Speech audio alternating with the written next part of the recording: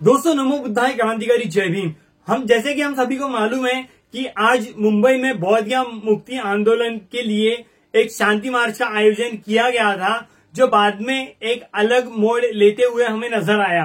दोस्तों, रानी बाग से लेकर तो आजाद मैदान तक इस शांति मार्च का आयोजन किया गया था, लेकिन जेजे फ्लाईओवर के पास कुछ ऐसी अनहोनी घटना हुई जिसमें पुलिस कर्मियों के साथ कुछ हाथापाई हुई और उसकी वजह से कुछ आंदोलनकारियों को पुलिस वालों ने अरेस्ट कर लिया है। तो उनमें से एक जन बौद्ध अनुयायी का वीडियो आया है सामने, जिन्होंने वो वीडियो शूट किया। तो चलिए वो वीडियो को एक बार देखते हैं, उसके बाद जानने की कोशिश करते हैं कि क्या इसके ऊपर हम लोग प्रतिक्रिया दे सकते हैं। लेट्स गो।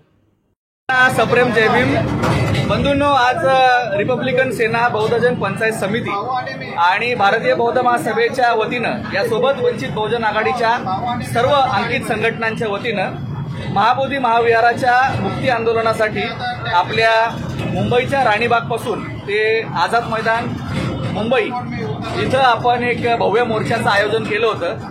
नेहमीप्रमाणे आंबेडकरी चळवळीच्या प्रत्येक कार्यकर्त्याला दडपण्याचं काम इथलं पोलीस प्रशासन वारंवार करत असतं। आज शांततेच्या मार्गानं म्हणजे देशभरामध्ये शांततेच्या मार्गानं शांतीचे मोर्चे निघत असताना देखील आज रिपब्लिकन सेनेनं आवाज देत असताना महाराष्ट्रातील सर्व आंबेडकरी समुदाय या राणीबागेजवळ जमलेला असताना शांततेच्या मार्गानं घोषणा देत असताना सुद्धा या जातीवादी सरकारनं या सर्व भीमसैनिकांना बळजबरीनं पोलिसांच्या डब्यामध्ये कोंबून भरलेलं आहे।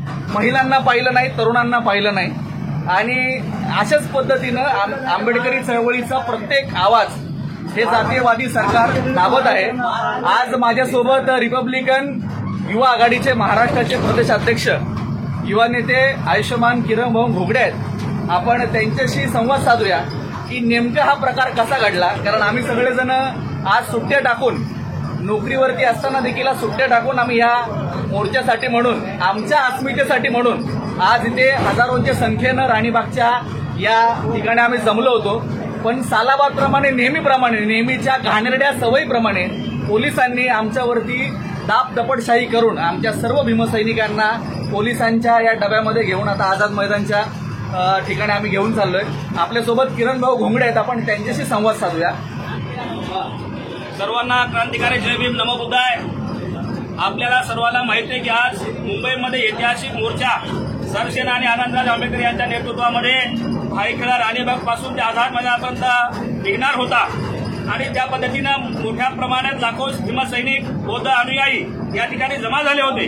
परंतु हे महाराष्ट्र सरकार नेहमीप्रमाणे कुठलाही मोर्चा असेल, कुठले आंदोलन असेल, चिरडण्याचा प्रामाणिक प्रयत्न करत असते आणि त्या आरएसएसला ताकद देण्याचं काम करत असते आणि त्याचाच एक प्रत्यय म्हणून आज राणीबागमध्ये मोठ्या प्रमाणामध्ये प्रचंड जनसमुदाय या ब्राह्मणाच्या विरोधात, ब्राह्मणशाहीच्या विरोधात आणि महाबोधी महाविहार हे बौद्धांच्या ताब्यामध्ये यावं यासाठी ताकदीने या ठिकाणी जमा झालेली असताना या महाराष्ट्र सरकारने त्यांना सुरक्षा देण्याच्या ऐवजी, त्यांना सुरक्षा पोहोचवण्याच्या ऐवजी या सर्व भीमसैनिकांना मोठ्या प्रमाणामध्ये लाठीचार्ज केलेला आहे।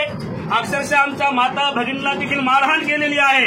आमच्या अनेक भीमसैनिकांचे डोके फोडण्याचं काम या महाराष्ट्र सरकारच्या मुंबई पोलिसांनी केलेलं आहे आणि आम्हा सर्वांना, मग आमचे परभणीचे भीमसैनिक असतील, मुंबईचे असतील, नांदेडचे असतील, परभणीचे असतील, हिंगोलीचे असतील, सर्व मराठवाड्यातील भीमसैनिकांना अशा प्रकारे जबरदस्तीने त्यांना मारहाण करून या पोलिसांच्या व्हॅनमध्ये डांबल्या जात आहे।